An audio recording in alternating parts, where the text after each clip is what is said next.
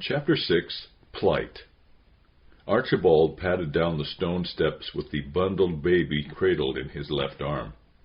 From outward appearances, one might make the assessment of a very spiritual man. He wore the black cassock every day, even when leading the services upstairs. After all, this man held the office of high priest, and he could do as he desired within this stone fortress.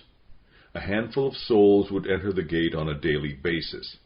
They came for the 2 songs, although the songs were whispered by the faithful few. Archibald read the assigned readings, for this was his duty. He used it as a cover for what was taking place in the lower depths of the structure. This wretched, bent soul read the words even as he despised them. He spoke the litany of the songs and prayed the prayers, doing all of this without caring or believing. Archibald eyed those who came in, not because he had any pastoral concern for them or any spiritual care in mind. Rather, he kept track of who entered his domain. Paranoia beholds foes in the regulars as well as in the strangers. This was his fortress, and protecting it meant suspecting the others and guarding himself. The perimeter wall encircled the entire inner structure, thus making the large wooden gate the only access. It was near this gate where he waited and watched a few minutes ago. The woman left a deposit in the foundling box. The wicked man noted the offering and snatched up the baby. He carried it to the altar area and began his descent. Archibald hesitated in doing so, thinking, "The foundling box could well serve as an infant's casket, but not with this one." Then he continued with the baby held in one arm, descending from the things which were above to the darkness he nurtured below. "Move back into your corner, Picaro." The old man slowly shuffled back as ordered. He had an iron waist restraint chained to him. The other end of the chain was fastened into the corner wall where he stood. Archibald said, "You decrepit excuse for a human being. You now have a congregation once again, for there are now 2 here." The old man retorted, "Simply having 2 does not make a congregation. That promise is fulfilled when the 2 are gathered in his name." "Whatever." "It is not whatever. It is what it is." Archibald placed the baby on Picaro's blanketed pallet and said, "You're in charge of this subject. I will be back for the measurements needed to construct his apparatus." Picaro spat at Archibald and said with vehemence and in a determined cadence, "You are pure evil." Archibald paused in thought and replied, "True." Picaro continued, "And that's not a subject. That's a baby. Call him what you want. He's your parishioner. You will take care of him. If he dies, you die." "Let it be so. That's a relief and not a threat. My desire is to depart and be with Christ, which is far better." The evil man said, "But is it better for this subject, for you to remain as you are?" Picaro answered, "This baby will be crucified tonight." Archibald ignored the old man and continued, "The gray woman will bring what is needed for you to care for the subject. She'll empty the waste bucket twice a day instead of once. The food types and amounts will remain the same." The aged captive declared, "The baby will need bedding and clothing. Have the gray woman bring some." Archibald asked rhetorically, "Do you give orders to me? Your insolent order is going to cost you, old man. It seems you have a blanket for your bedding, and you have clothing on your back. You can make do for the subject with what you have. You decide who goes without." Having made this declaration, the evil Archibald turned and ascended. Picaro stared into the darkness of the stairway and began to speak to himself, which was his habit after so much time alone, and, as often happens naturally to the elderly. Some might consider him crazy or insane, but that was far from the situation. "What wickedness ascends to the holy place? That man hasn't got a shred of conscience or compassion in his callous soul. Is that a fair judgment? Or am I not putting the best construction on my neighbor? He's not my neighbor. And yet he is, if one's torturer and jailer can be a neighbor. The baby stirred, and Picaro's attention became directed to the infant. Picaro moved from the corner, his chain rattling on the uneven stone floor. Well, little one, here we are. I'm Picaro, but you can just call me Pic. Do you have a name? Let's get you unwrapped for a minute to see what you are wearing. Maybe your name is written somewhere inside. Nice blanket. Very nice little outfit you're wearing. Someone cared about you. Someone's missing you right now. What anguished tears your parents must be shedding at this dark moment. May God be with them. No name inside here. 10 toes, 10 fingers, looking good. Need changing? No. Ah, hello, young man. Baby boy.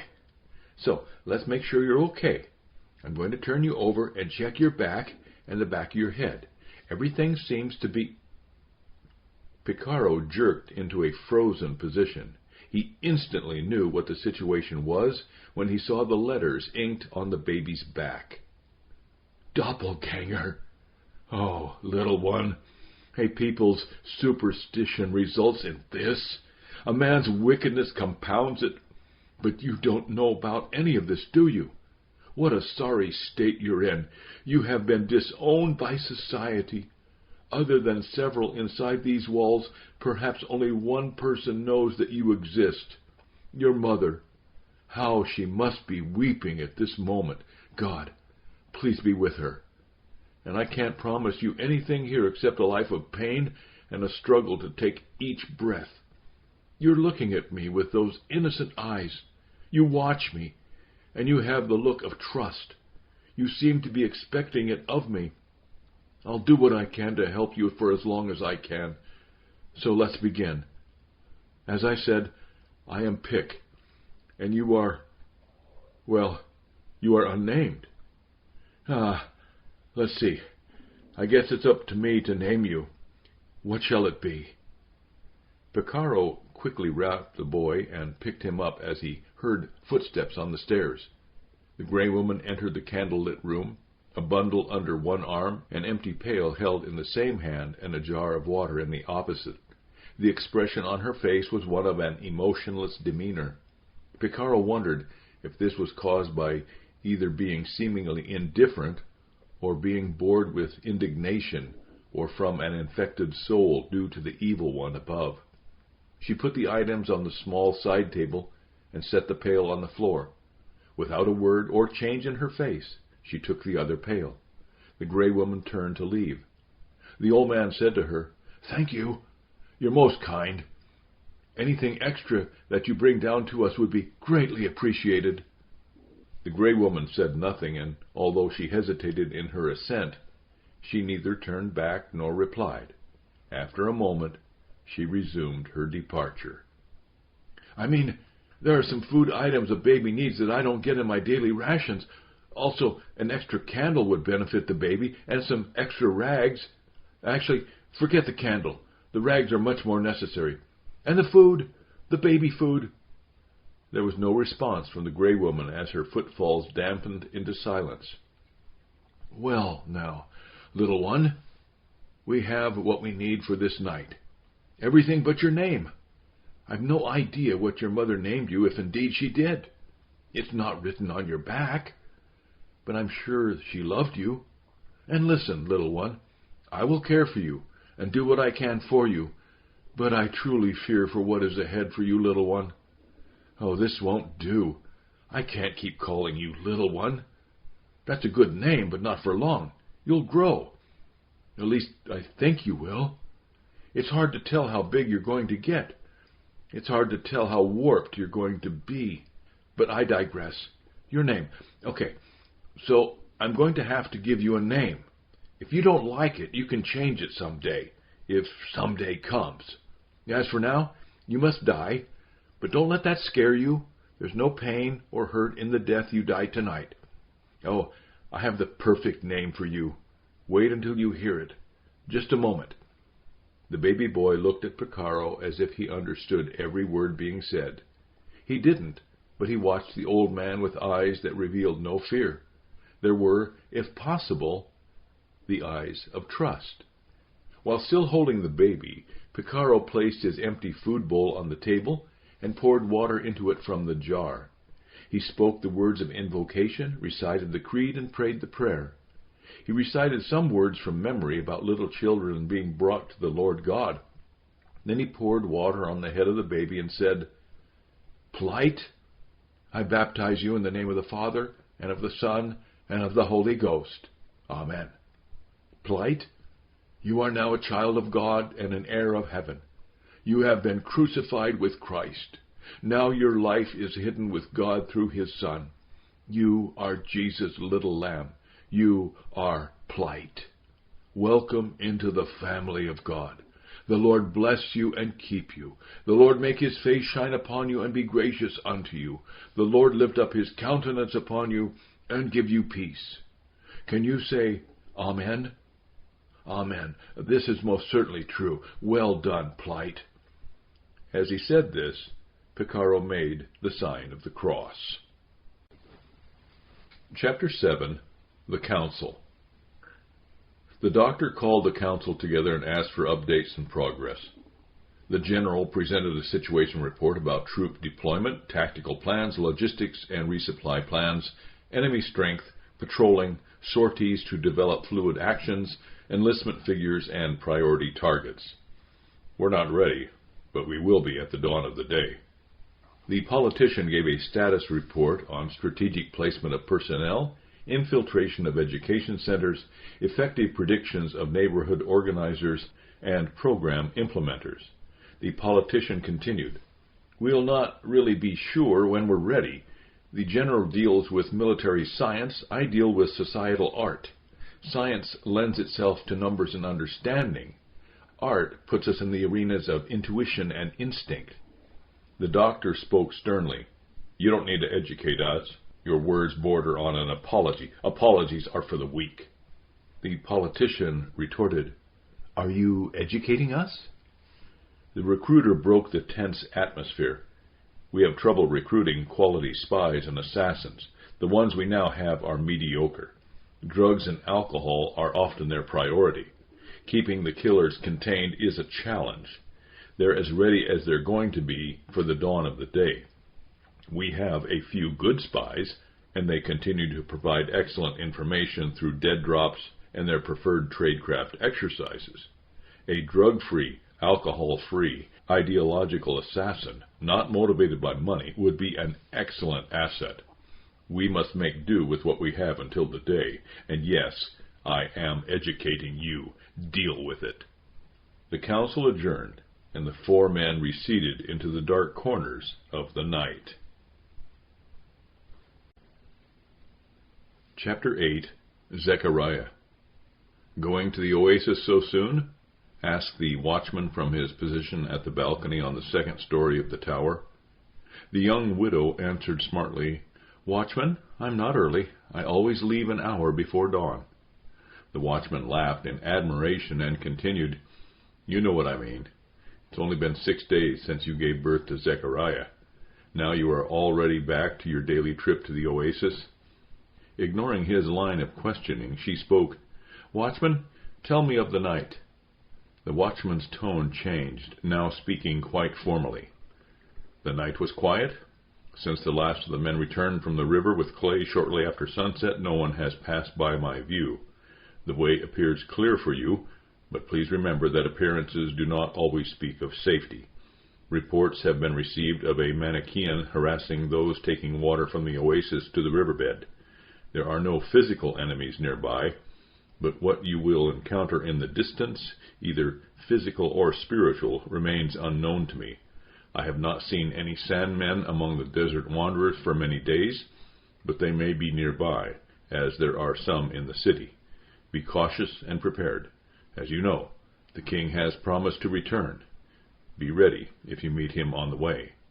Will you bring water for Zechariah's washing?" "Yes, Watchman Pintock. today, along with what I carry for our personal needs for the public donation and a small drink offering for a few plants in your garden. I'll bring some for Zechariah's washing." "Will you carry both Zechariah and the water you need?" "Not unless I stop this idle talk, watchman," the young woman replied quickly and sharply. "You have nothing to prove," declared the watchman, combining a mild chiding with growing respect. "You know, you just might need some help from someone."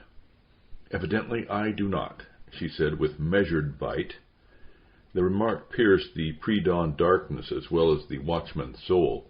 He could only wince, groan, and add in a repentant voice, "I'm sorry. In the name of the king, please forgive me."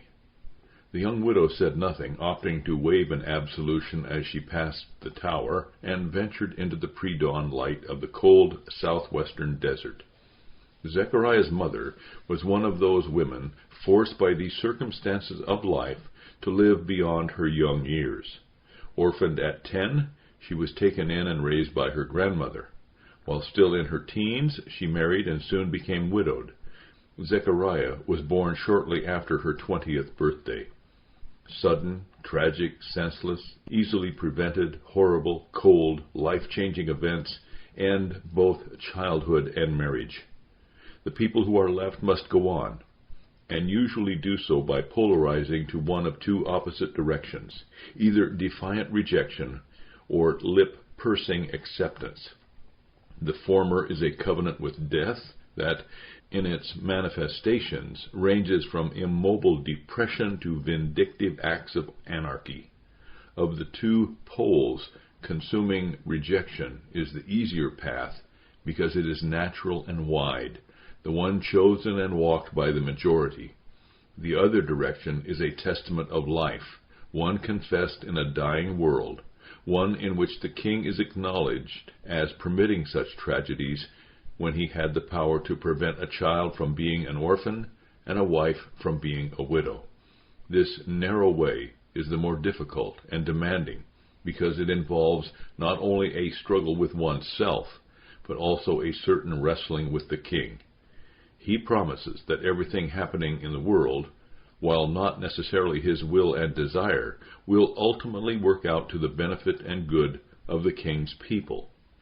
Experienced in the difficult way and guided by a strength exceeding her own, Zechariah's mother continued her confession of the king. Throughout the day she spoke to her unborn child, telling the little one of the king's stories. At night she softly sang hymns to the baby nestled beside her liver and lungs, teaching him not only the truths of the kingdom, but also the self-quieting skills that would be of help many times in life. In the double darkness of night and womb, Zechariah felt the vibrations of his mother's quiet weeping and the small sudden movements caused by her grieving sobs. He listened in wonder, and, because the life is in the blood, he experienced her emotions. After his birth, the young widow brought Zechariah to congregate with the others in the cool shadow of the tower at evensong. At first, holding her infant son, later standing beside the toddler, she taught her boy about the king's sacrificial love for all people and his royal arrival that might well happen at any moment. She encouraged Zechariah to listen carefully to the king's edicts, announcements, and proclamations, and if he had any questions, the boy could ask her or the watchman.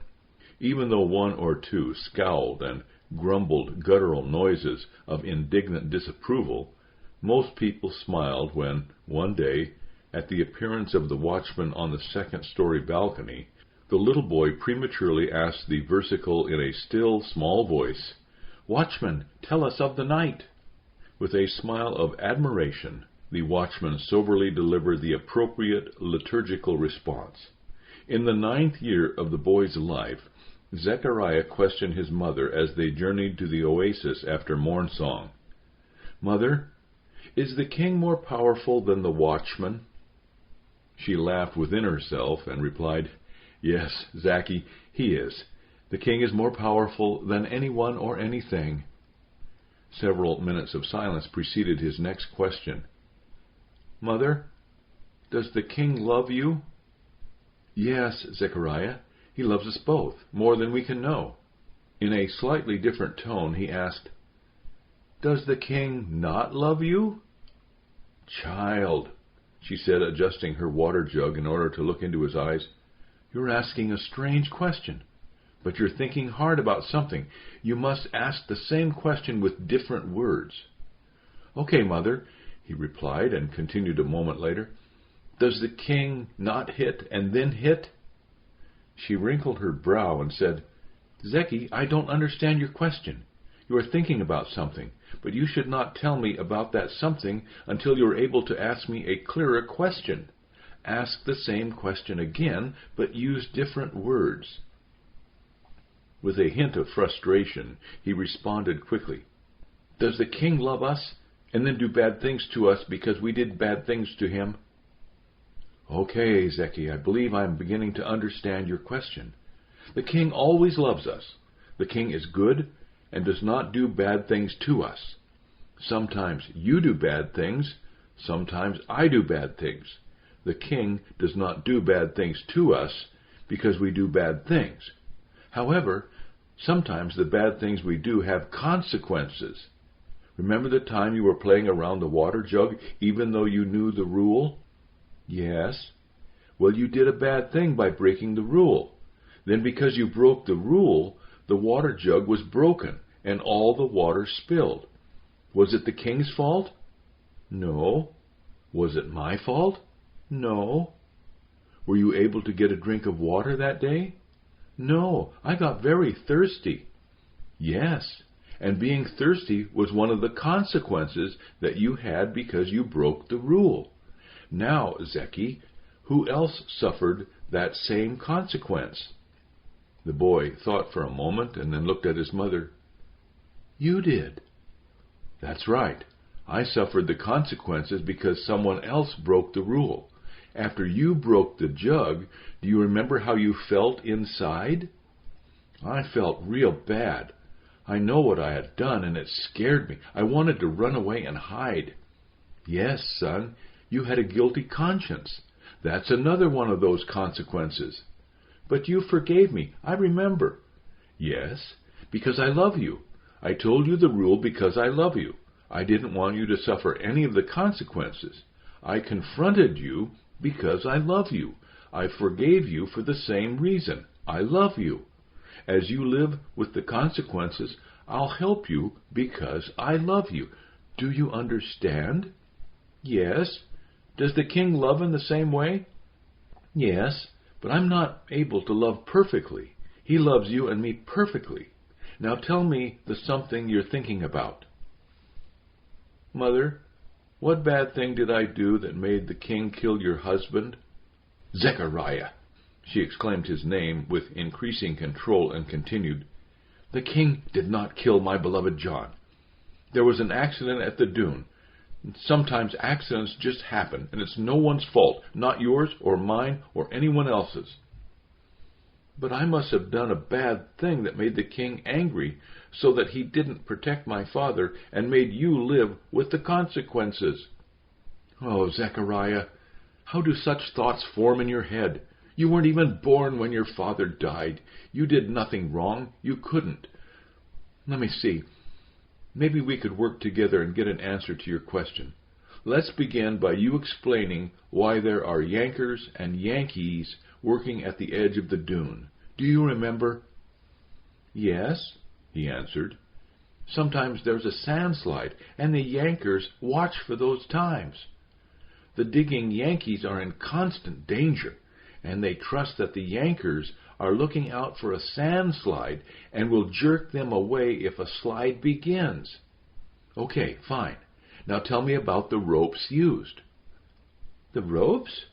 Well, they are strong ropes and are tied around the waists of the Yankees. That's right, she said. If a slide ever begins to happen, the Yankers will jerk very hard on the ropes with all their strength. Sometimes the Yankees suffer terrible rope burns. Scrapes, bruises, and cuts have resulted from the Yankees being dragged across the ground. You've seen the mangled arm of Andres Yankeeson as well as the scars on the stomachs, chests, back, arms, and legs of some of the Yankees. The sudden jerking force has broken ribs on some of the other diggers.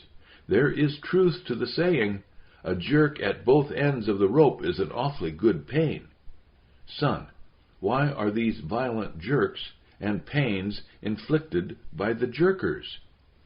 Mother, he answered, they are bad things done so worse things don't happen. Yes, very good, Zechariah. Now, how have you got this figured out about the death of my husband and your father? That's hard. For me, the death of my father is a bad thing, and I can't figure out what would be worse that the king was trying to prevent. Mother, was the death of your husband a bad thing for you? She swallowed firmly and replied carefully, Zecky, I don't think of John's death in terms of a good thing. I don't permit myself to think about it as a bad thing the king did. I just wouldn't have chosen it. But the king did, and I simply trust he is at the other end of the rope. Zechariah continued to pursue. Was the death of my father a bad thing for me? Her emotions clogged her mind momentarily. After choking back a sob, she blurted a frightful, pent-up, Zechariah. Following a solitary sigh, she confessed from her heart, Yes.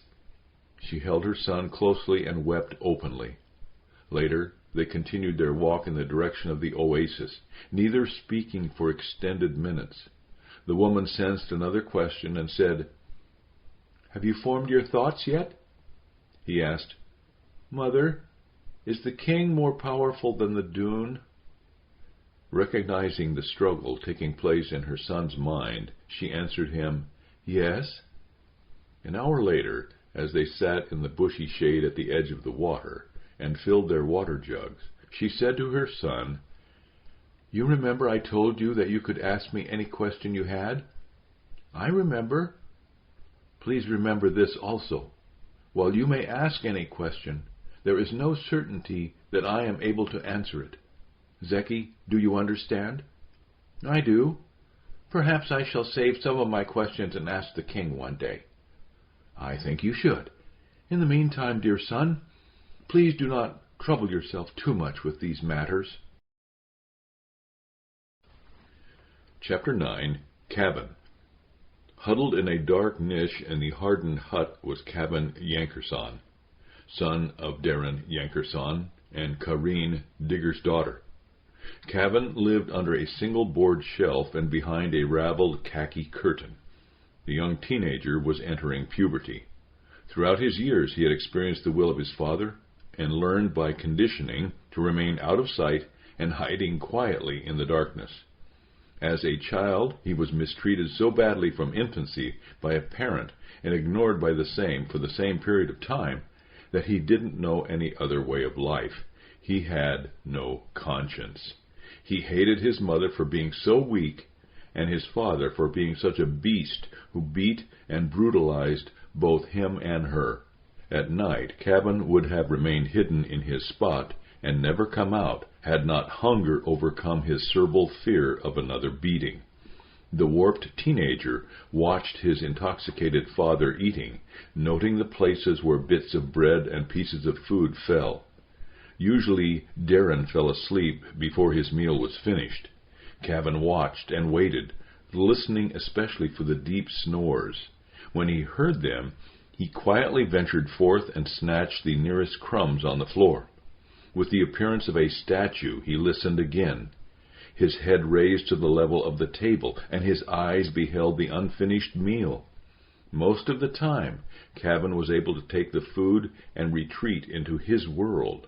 Occasionally, the beastly man was waiting for him, and backhanded the boy across the face with full force, sending Cavin reeling, tumbling, and taking cover behind the curtain.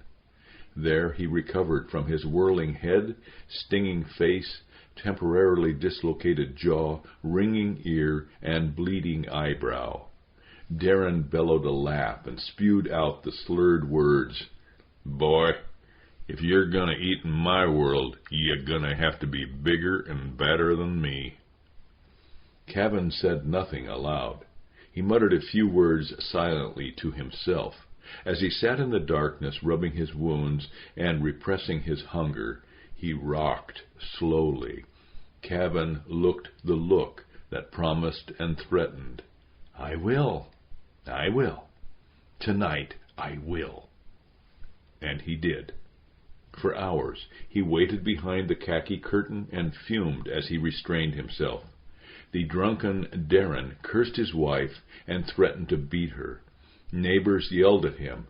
There were shouts ordering him to leave his wife and son alone. One man said he was going to come over and show him how a proper beating was given. Darren invited him to come over and try. He promised to beat him just like he had done to his wife many times. The neighbor told him to leave his wife alone and fight a man instead. Darren told him to come over and try him. He did. They fought outside, and both received blows and were bleeding. Cavin continued his slow rocking as he waited. A law enforcement officer on foot patrol told them to stop fighting and go home. If they didn't, he'd have them jailed. They left. Gradually, everyone settled for the night. Darren lowered his head to his arms while still at the table. Kareen slept in the bed in the one-room hut. Cavin rocked. "I will. I will. Tonight I will." A couple hours later, Cavin quietly emerged from his curtained cave. Darren was now passed out from his drinking and was sleeping with his head on the table. He had puffy wounds on his face, an open cut above an eyebrow, and scuffed knuckles. Cavin grabbed a wooden club that had been made from a broken sand shovel. With a forceful swing, he caused Darren to go from a state of sleep to one of unconsciousness. With a newfound strength, Cavin used a large piece of wax cloth to smother his father. He leaned down and whispered into the dead man's ear, "I may not be bigger than you, but I am badder." He then went over and used a pillow to murder his mother. She was more difficult because she struggled. However, the boy, who was becoming a man, unleashed a demonic strength that suppressed her attempts to save herself. Cavin left the pillow on her face. He threw the club and cloth into the fire. Cavin then retreated into his cave and waited for morning. The sun rose on a new day. The city was calm. People were waking up and starting to move about. Suddenly, there was the sound of a child's scream. It was a girl's scream, or the scream of a young boy. People looked out of windows and came out their doors. Their attention was directed to the little neighborhood boy they knew as Cavin. The questions came quickly. "What is it? What happened? Why are you screaming? Is he hurt?" In the voice of a child, Cavin said, "It's my mom and dad. I can't wake them. Help me, please. Won't you help me? I want my mom and my dad." An investigation into the deaths of Darren Yankerson and Kareen Digger's daughter was conducted. Based on the many witness accounts and the history of marital discord, it was determined that Darren had murdered his wife and then had succumbed to a ruptured blood vessel in his brain caused by the fight. The man who fought with Darren was charged with manslaughter, but that charge was dismissed when it was pointed out that the fatal brain injury could have been caused by the exertion and struggle in smothering his wife. Throughout the days following the two deaths and the weeks of investigation, Cavin played the part of a child. He remained in the streets and made sure that he didn't cause any problems. His neighbors made sure that he had plenty of food. Chapter 10. Elizabeth. Several clay huts away from the death-filled hut of Cavin lived two orphans who had unofficially adopted one another. They cared for each other, giving and receiving unconditional love. At both morn-song and evensong they walked hand in hand to the tower. Their harmonizing voices hymned confessions of the King and reflected the lives they enjoyed together. The gray-haired old woman was named Rosemary Garden's daughter, though her friends affectionately called her Old Rose. She had the best vegetable garden in the city and grew more crops on a square-foot basis than anyone else. Old Rose was often asked her opinions on soil conditions, watering times, and pest control. More often than not, she replied with an old saying, sometimes addressing the gardening issue, and other times seemingly not. "Watering before going to morn-song doubles the harvest." Most people thought Old Rose not to be completely in control of her mental faculties, because she talked and muttered when no one was with her. Actually, such utterances were neither unintentional nor undirected. Sometimes she spoke to the king.